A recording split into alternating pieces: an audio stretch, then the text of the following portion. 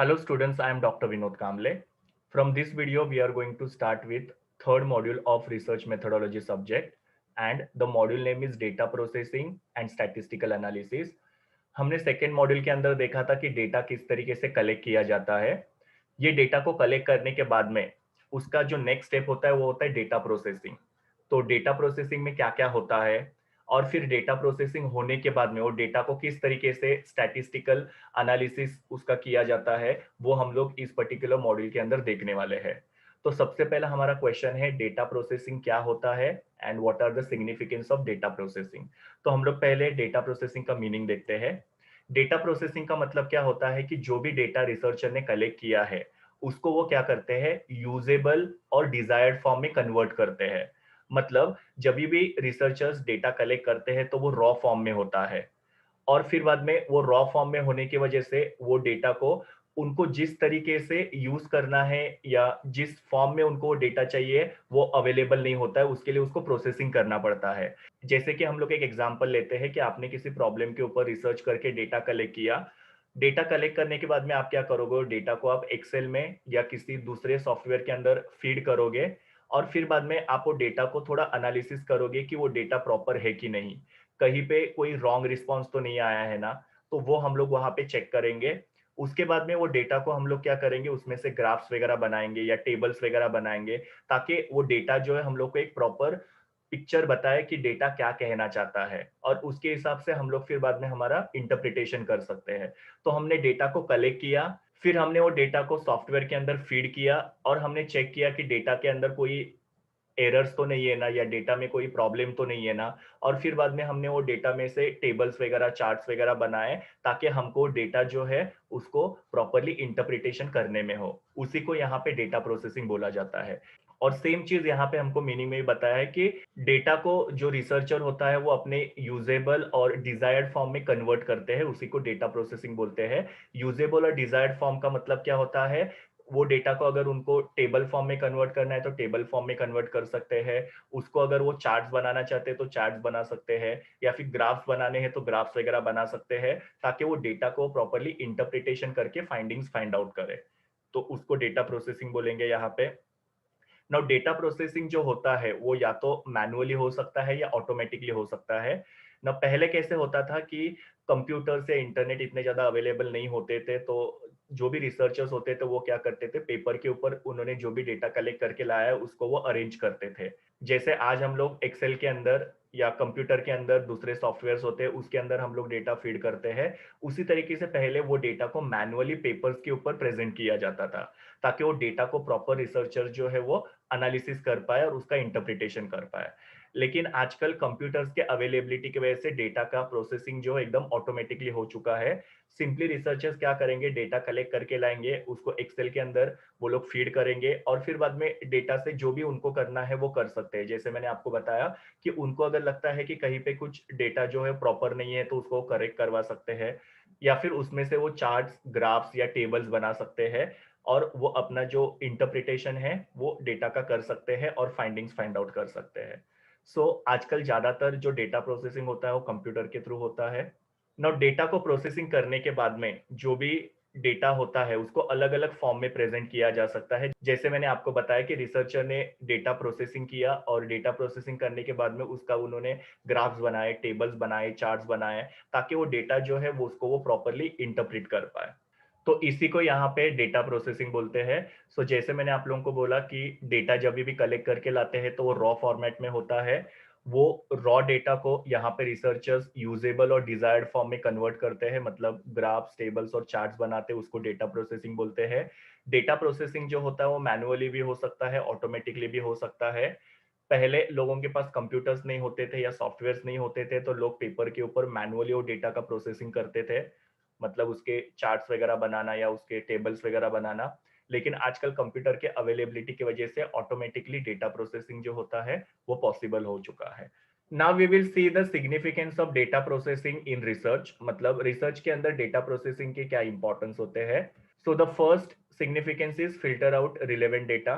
Filter out का मतलब होता है ऑब्टेन करना और रिलेवेंट डेटा का मतलब होता है रिक्वायर्ड डेटा। मतलब डेटा प्रोसेसिंग की वजह से रिसर्चर जो है उनको जो रिक्वायर्ड डेटा है उसको वो ऑब्टेन कर सकते हैं। जैसे मैंने आप लोगों को बोला था कि रिसर्चर जब भी डेटा कलेक्ट करते हैं तो वो डेटा जो होता है रॉ फॉर्म में होता है और इस रॉ डेटा के ऊपर रिसर्चर के लिए वर्क करना काफी डिफिकल्ट होता है। बिकॉज क्या होता है कि जितनी भी इंफॉर्मेशन यहाँ पे रिसर्चर ने कलेक्ट की है वो सारी की सारी इंफॉर्मेशन शायद तक रिसर्चर के लिए यूजफुल न हो।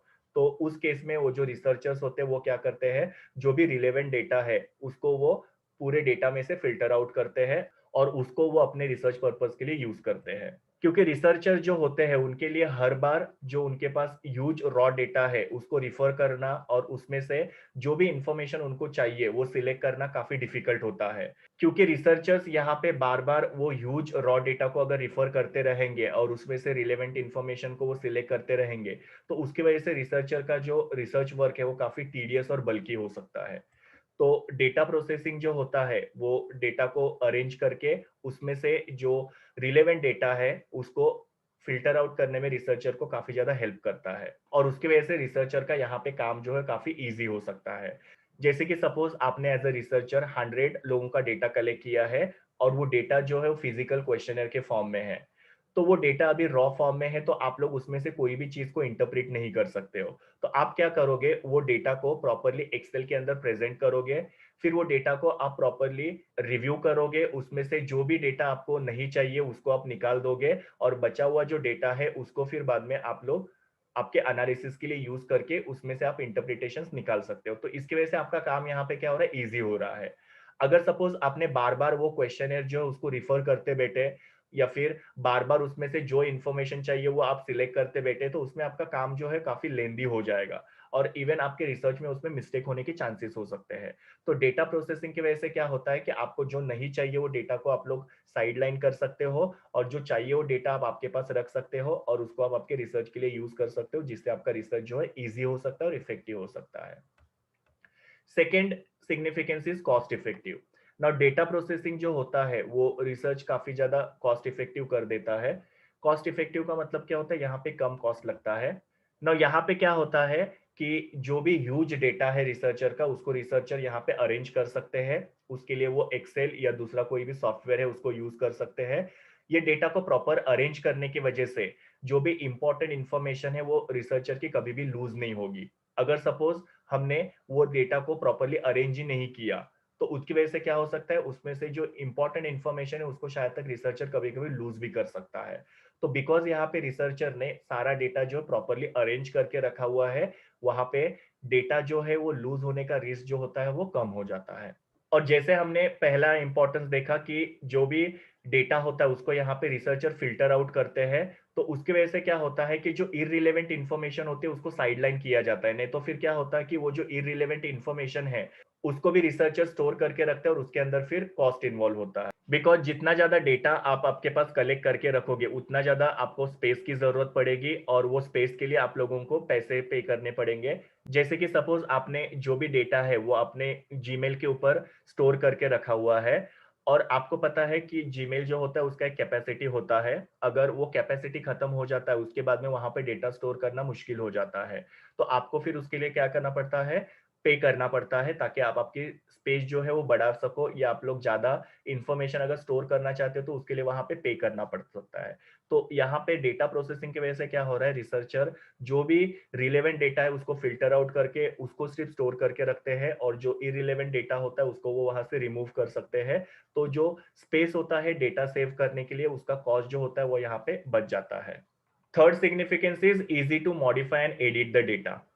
नाउ डेटा प्रोसेसिंग की वजह से डेटा को मॉडिफाई करना और डेटा को एडिट करना काफी इजी हो जाता है। नाउ किस तरीके से डेटा को मॉडिफाई या एडिट किया जाता है, तो यहाँ पे डेटा प्रोसेसिंग में डेटा को कोडिफाई किया जा सकता है। कोडिफाई मतलब कि डेटा को कोड वगैरह देना ताकि वो डेटा जो है उसका एनालिसिस एकदम प्रॉपर तरीके से किया जा सके।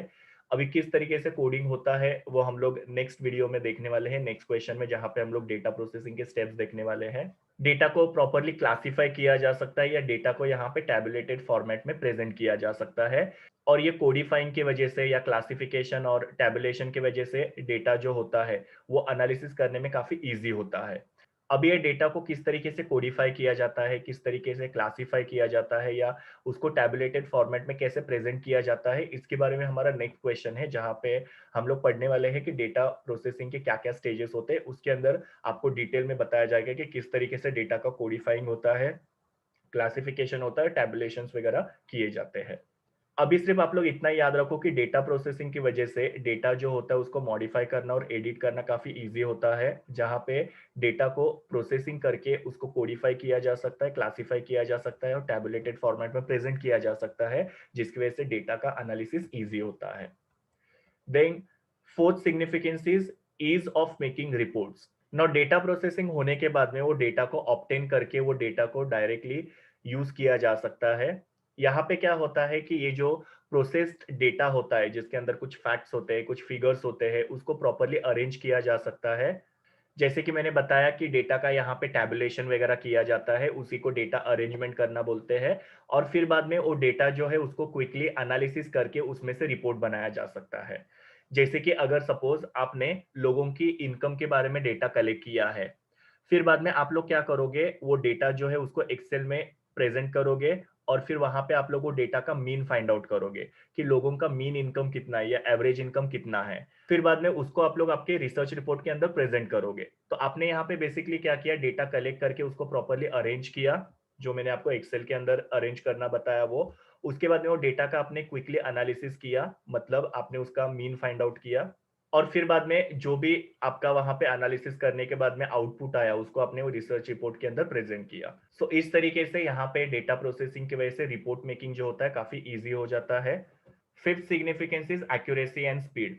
नाउ डेटा प्रोसेसिंग जो होता है उसकी वजह से रिसर्च जो होता है वो एक्यूरेट और स्पीड में होता है। अभी आजकल डेटा प्रोसेसिंग के लिए डिजिटलाइजेशन का ज्यादा यूज होता है। डिजिटलाइजेशन मतलब कंप्यूटर और सॉफ्टवेयर वगैरह जो होता है उसका यूज किया जाता है। जैसे कि सिंपल सा आप लोग एक्सेल वगैरह यूज कर सकते हो, जिसकी वजह से आपका जो डेटा प्रोसेसिंग है वो काफी ज्यादा क्विक होता है। तो डिजिटलाइजेशन यूज करने की वजह से डेटा प्रोसेसिंग काफी ज्यादा क्विक हो चुका है।